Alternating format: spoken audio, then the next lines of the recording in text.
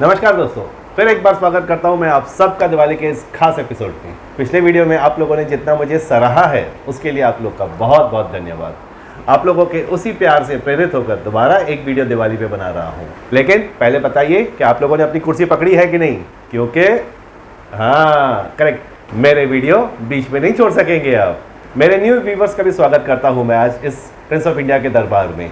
सबसे पहले इन new viewers को सब्सक्राइब का बटन दबाना है, उसके बाद बेल आइकन का बटन दबाना है और लाइक तो मेरे हर वीडियो पे बनता ही है। सही कहा ना दोस्तों? Very good. आइए अब शुरू करते हैं। कभी कभी मेरे दिल में ख्याल आता है और वो ख्याल ये होता है कि भारत में कई सारे त्यौहार मनाए जाते हैं और हर एक त्यौहार किसी न किसी भगवान से रिलेट करता है या देवी देवता से रिलेट करता है। जैसे कि जन्माष्टमी श्री कृष्ण भगवान जी के लिए होती है और गणेश चतुर्थी गणपति बप्पा के लिए होती है, और भी जो त्यौहार हैं वो हर एक भगवान को रिलेट करते हैं। पर दिवाली एक ऐसा त्यौहार है जो अलग अलग भगवानों की पूजा होती है, अलग अलग भगवानों से रिलेट करता है। कभी सोचा है इस बारे में, इसकी वजह क्या है?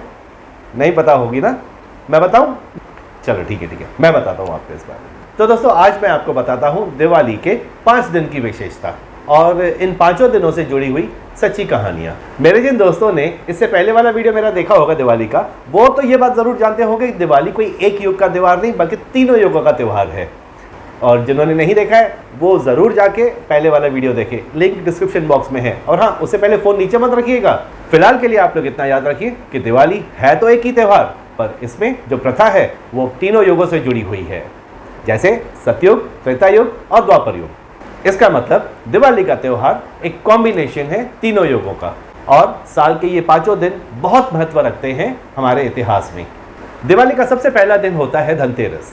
धनतेरस के दिन कुबेर महाराज की पूजा होती है, जो कि लक्ष्मी पूजन से 2 दिन पहले हमारे घर में ताक झांक करने आते हैं, देखने आते हैं कि हमारा घर ठीक से साफ सुथरा हुआ है कि नहीं, क्योंकि लक्ष्मी माता आने वाली है 2 दिन के बाद।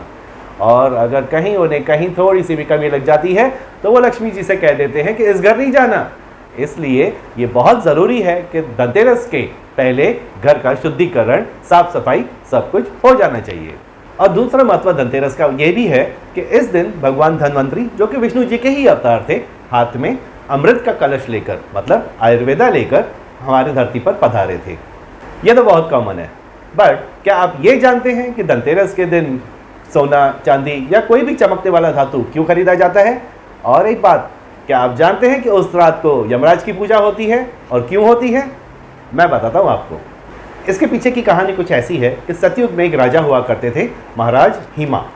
अब महाराज हिमा के एक पुत्र थे जिनकी कुंडली में मृत्यु योग था शादी के चौथी रात को, और वो मृत्यु होनी थी सांप के डसने से, और इस वजह से वे शादी नहीं करना चाहते थे। पर एक राजकुमारी ये प्रण लेती है कि मैं राजकुमार से शादी भी करूंगी और उनकी मौत को भी टाल दूंगी। अब बड़ी धूमधाम से उनकी शादी का आयोजन होता है। शादी के बाद पहले 2 रातें तो बड़ी मज़े से कट जाती हैं, तीसरी रात पे थोड़ा सा टेंशन होता है, लेकिन चौथी रात हर कोई सोच में रहता है कि आज रात क्या होने वाला है। ऐसे में ये राजकुमारी अपना कुछ दिमाग लगाती है, और वो ये धनतेरस की ही रात थी। चौथी रात को राजकुमारी अपने कमरे के चारों तरफ सोने और चांदी की अशर्फियों का एक पहाड़ खड़ा कर देती है, अपने गहने भी रख देती है उस पर, और उस सोने चांदी के ऊपर जलते हुए दिए भी रखवा देती है जगह जगह पर। जब यमराज सांप का रूप लेकर आए तब सोने चांदी और दियों की वजह से इतनी चमक थी कि उनकी आंख भी नहीं खुल रही थी, और दिए की वजह से जो धातु था, जो सोने चांदी था, वो इतना गर्म हो चुका था कि वो आगे भी नहीं बढ़ पा रहे थे। अब ऐसे में यमराज क्या करते? वो पूरी रात वहाँ दरवाजे पे बैठे इंतज़ार करते रहे दिए बुझने का, पर दिए तो बुझने वाले थे नहीं। इस तरह उस युवराज की मौत की घड़ी टल गई और यमराज वापस लौट गए।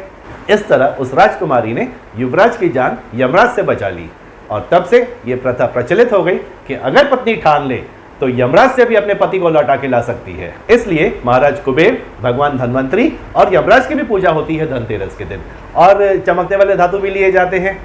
तो दोस्तों इस कहानी के लिए 1 लाइक तो बनता ही है ना।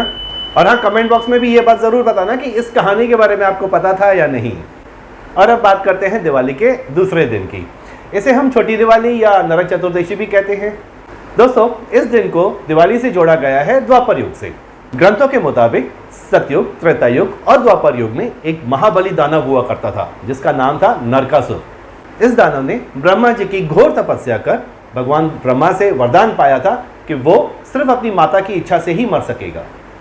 अब कोई भी माँ अपने पुत्र की मृत्यु कैसे सोच सकती है, इसलिए भगवान विष्णु के वराह अवतार और माँ भूमि का ये पुत्र नरकासुर अपने आप को अमर समझता था। इस दानव ने तीनों लोकों में हाहाकार मचा रखा था। युगों युगों तक अप्सराएं, यक्षिकाएं, देवी देवताओं को परेशान करता रहता। जब चाहता तब कहीं से भी औरतें उठाकर अपने महल में ले चला जाता। फाइनली द्वापर युग में धरती माँ ने अपने पुत्र नरकासुर की वध करने की इच्छा जाहिर की श्री कृष्ण से। बस फिर क्या था, कृष्ण भगवान ने अपने सुदर्शन चक्र से नरकासुर का सर धड़ से अलग कर दिया। मरते वक्त नरकासुर ने अपनी माँ की गोद में रखे हुए सिर से आखिरी बार कहा कि आज पूरे विश्व में खुशी मनाई जाए, आज के दिन मेरी मौत का जश्न मनाया जाए।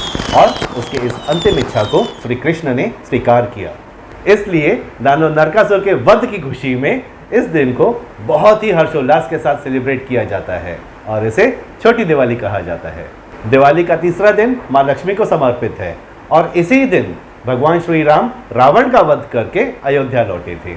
मतलब कि ये दिन दिवाली में सतयुग से जोड़ा गया है। और इस टॉपिक पे मैंने पहले भी एक वीडियो बनाया हुआ है इससे पहले, जिसकी लिंक मैंने डिस्क्रिप्शन बॉक्स में डाली है, उसे ज़रूर देखिएगा और कमेंट बॉक्स में अपनी राय भी दीजिएगा। दिवाली का चौथा दिन होता है गोवर्धन पूजा के लिए और ये दिन भी दिवाली में द्वापर युग से जोड़ा गया है। इसके पीछे भी एक बहुत दिलचस्प कहानी है और वो ये है कि ब्रिज गांव, जहाँ पे श्री कृष्ण का बचपन बीता था, यहाँ के जो लोग थे वो भगवान इंद्र की पूजा किया करते थे। तो भगवान कृष्ण को ये बात बहुत अजीब लगी। वो थे तो बहुत छोटे, सिर्फ 7 साल के थे, पर उन्होंने सब गांव वालों से कहा कि आप इंद्र की पूजा मत कीजिए, आप उस गोवर्धन पहाड़ की पूजा कीजिए जो वहाँ पे है। अब एक तो कृष्ण जी ठहरे सबके चहीते और ऊपर से काफ़ी लोगों को ये पता भी था कि ये तो कोई अवतार है, इसलिए उन लोगों ने कृष्ण जी की बात मानते हुए गोवर्धन पहाड़ की पूजा करनी शुरू कर दी। अब जैसे ही ये बात इंद्र भगवान को पता चली, वो बहुत नाराज़ हो गए और उन्होंने बरसना शुरू कर दिया। अब पता होगा ना आपको, इंद्र भगवान बरसात के देवता हैं। उन्होंने गांव वालों के ऊपर आंधी तूफान वाली बारिश शुरू कर दी। हर एक चीज़ बहती जा रही थी, घर, उनके जानवर, उनकी खेतें भर गई। तब सब लोग त्राहिमाम करते करते कृष्ण के पास गए और उनसे मदद मांगी और कृष्ण जी ने अपने बाएं हाथ के छोटी वाली उंगली पे गोवर्धन पहाड़ को उठा लिया। इस तरह गांव वाले तो बच गए, लेकिन इंद्र अभी शांत नहीं हुए थे। वो जितना हो सके उतना ज़्यादा गुस्सा करते जा रहे थे और ये तूफान, आंधी और बारिश 7 दिन तक चलता रहा। 7 दिन के बाद ब्रह्मा जी इंद्र जी के पास गए और उन्होंने बताया कि भगवान विष्णु नीचे ज़मीन पे कृष्ण के रूप में हैं और तुम इंद्र होकर विष्णु से तो जीत नहीं सकते हो। तब इंद्र जी को पता चला कि उनसे जीतना नामुमकिन है और उन्होंने अपना गुस्सा शांत कर लिया। फिर पृथ्वी पे आके श्री कृष्ण से अपनी गलती की माफ़ी भी मांगी। इस दिन के बाद भगवान श्री कृष्ण ने सबसे कहा कि गोवर्धन पर्वत या तो गौ माता की प्रार्थना ज़रूर करे आज के दिन। और हाँ, एक बात और कही थी कि आज के दिन जो खुश रहेगा वो पूरे साल खुश रहेगा। इसलिए गुजरात से लेके नॉर्थ इंडिया तक इस साल को नए साल के रूप में भी मनाया जाता है और खुशी खुशी सब लोगों को नए साल की बधाइयाँ भी दी जाती हैं। सबसे आखिरी दिन होता है भाई दूज का। भाई दूज के बारे में ग्रंथों में कुछ इस तरीके से लिखा है कि नरकासुर के वध के 2 दिन बाद श्री कृष्ण अपनी बहन सुभद्रा जी से मिलने गए। तो जब वहाँ गए और सुभद्रा जी को तो पता था कि नरकासुर का वध हो चुका है, इसलिए जैसे ही कृष्ण जी दरवाजे पे पहुँचे उनका विजय तिलक से स्वागत किया गया, उनका मुंह मीठा किया गया और उन्हें कई सारे उपहार दिए गए। दोस्तों, तब से ये प्रथा प्रचलित हो गई और इस दिन को भी भाई दूज के रूप में मनाया जाने लगा। इसका मतलब ये दिन भी 5वां दिन दिवाली का भी द्वापर युग से जुड़ा हुआ है।